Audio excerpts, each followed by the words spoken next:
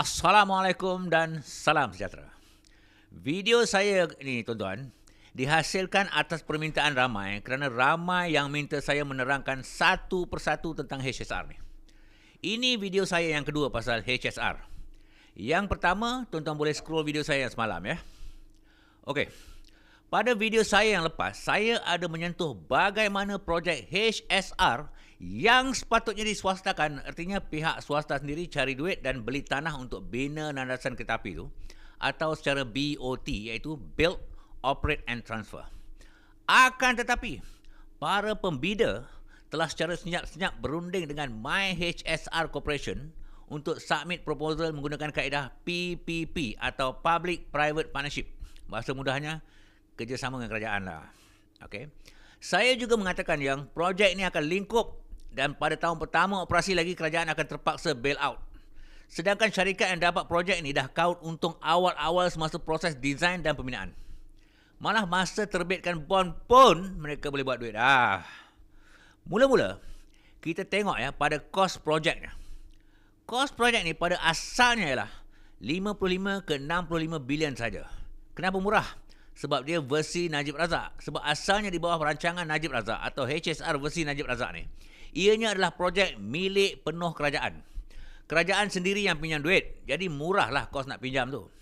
Kemudian kerajaan menjemput syarikat-syarikat antarabangsa, syarikat pembina landasan kereta api yang syarikat yang memang kerja dia buat jalan kereta api untuk submit tender membina HSR ni. Jadi murahlah.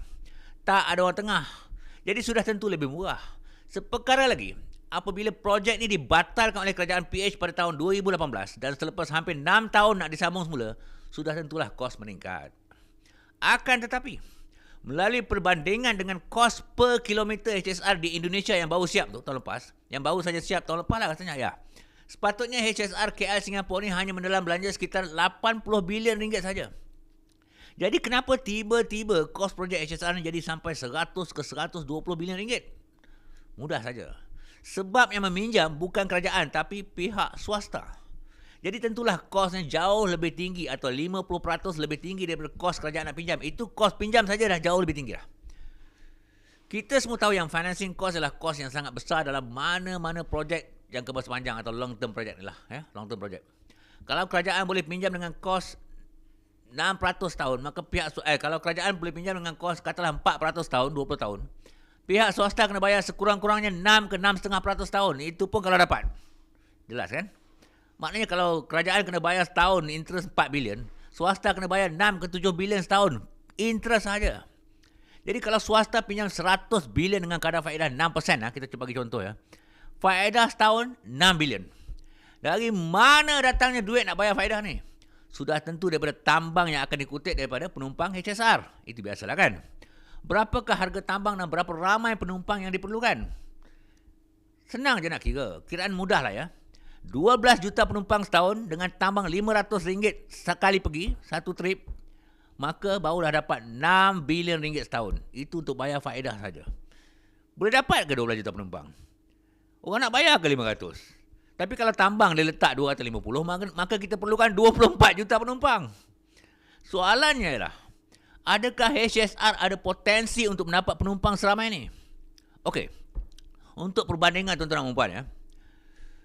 Jumlah penumpang yang naik kapal terbang daripada KL, Singapura KL setahun hanyalah 4 juta penumpang. Andai kata semua penumpang yang naik kapal terbang akan naik HSR pun hanya ada 4 juta. Kita short lagi 8 juta. 8 juta ni lah kerajaan yang kena tanggung kalau short ni. Kan? Lagipun kita memerlukan 60 trip. Dan setiap trip train penuh tau. Daripada pagi sampai malam. 15 jam sehari. 100% penumpang. Setiap 15 minit berlepas daripada KL. Singapura KL. Barulah boleh dapat 33,000 sehari lah. Untuk dapat 12 juta penumpang setahun. Termasuk Sabtu dan Ahad. Masuk akal ke train penuh daripada pagi sampai malam setiap hari? Kalau boleh pun, itu hanya cukup untuk bayar faedah saja. Belum masuk prinsipal lagi. Belum masuk kos operasi lagi.